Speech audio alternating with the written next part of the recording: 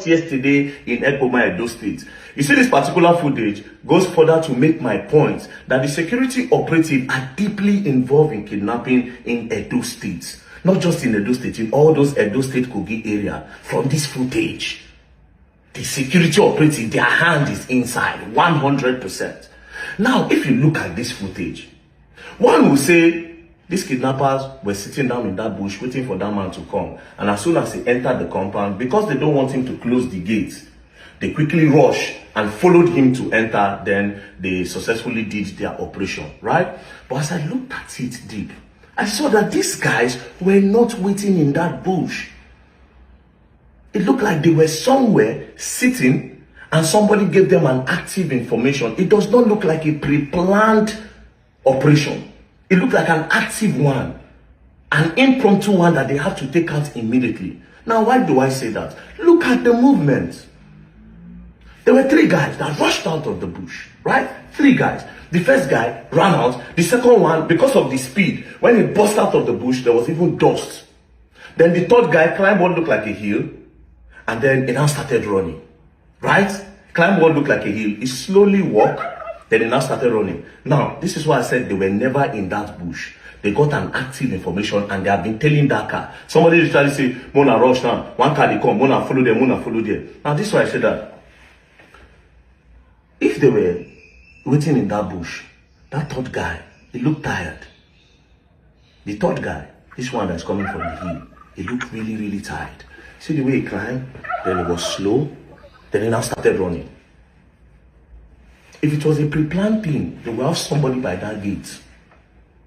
A random person can just be by the gate, making like a phone call, and immediately the man enter, that one can just come up with a shotgun or with a knife while the others come.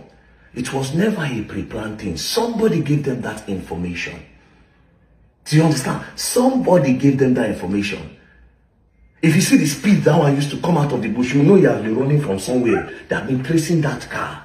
Now, who gave them that information? It's definitely either the police or the military. Why do I say that? Let's look at Edo State. Edo State is one of the places with the highest checkpoint of police and military men in Nigeria, apart from North military, yes. But you see that Edo State, you see that road, different police checkpoint, different military checkpoints. Different police checkpoints, different military checkpoints. If all these checkpoints cannot catch kidnappers, it's crazy, you know. With all the amount of checkpoints you have there, they still have the highest number of kidnap cases in Edo State. Then you know the people that are doing it. Now, this whole thing look like one of those checkpoints. You know, when you get to a checkpoint, they'll tell you to wind down. They see all the people in the car. Sometimes they tell you to open your boots. They do a profiling on you. They know the kind of person that this person is. They will know, they can tell that, oh, this person is well-to-do. This one an ordinary driver. This one a gate man. This one a hire purchase. This car no be own. This one a then get the car. They will do a profiling on you. You go to the next checkpoint, the next checkpoint. So they can easily make that call to say, oh, I get one red cow. Now only one man did the cow. It goes easy for you to carry. You get one blue cow. Now one man and the wife they pregnant. Mo carry that one or mo no carry that one. Do you get the points now? Go back to the video. The way they rushed out of that bush, they were never there. If they were there, that third guy will not be tired. That third guy will not be tired. He will also have the same strength that those 2 guys had. The way they rushed out, he will also rush out. But they will not need to rush out if they were there. They would have had somebody by the gate, and they will slowly do it. One person will just be by the gate. As the guy just enter inside the car, enter with the car, themselves they'll just enter like this. That one will they argue with them. What did they do for my compound? Then all of them will just come outside. They'll just rush. Boom. That would have been a pre-planned thing. But it was never pre-planned. It was an active information. They were probably somewhere, but not that place. They say, one done day, it looked like it's right for the taking. Mona rush. Follow like this, follow like this. And of course, because they know that area, they can easily... It was not a pre-plan. It was active. Somebody gave that information. And this is what I tell you, the security operative, with the amount of checkpoints in those states, the amount of police, hey, park here, hey, this one, check Bini, check Edo, check all those roads. Police But now still there kidnappers dey. You definitely know the people doing it, man. Now, look at the guns that they are holding. They are holding AK-47 and assault rifle with a real gun. Now only government will bring that gun come country. They are holding an AK-47. If they were holding a pump action, I would say, okay. That being said, you know me say they no fit hold am because in some cases, these people, they attack police, they collect their guns. They'll buy the police, buy military, collect their gun. But this thing, they happen, at rare times they happen.